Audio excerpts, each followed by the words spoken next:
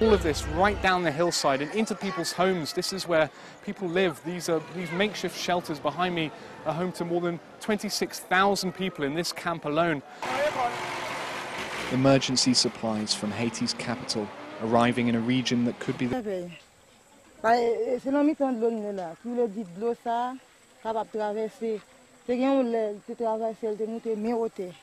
Many roads will be cut by the rain, by the landslide, by the rivers crossing. So it will be very, very difficult to move from one place to another, to assess the needs and then to respond in terms of transportation, to send some medicines, tablets, whatever, from one place to another. Wide epidemic. Dès qu'il y a augmentation du volume d'eau qui transporte la bactérie, dès qu'il y a déplacement de population, il y a une chance que l'épidémie de choléra se propage beaucoup plus vite. Impacts of Haiti's next nightmare.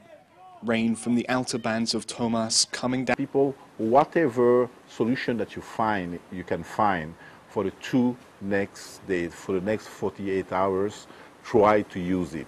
We will help you, direct you, bring food to you.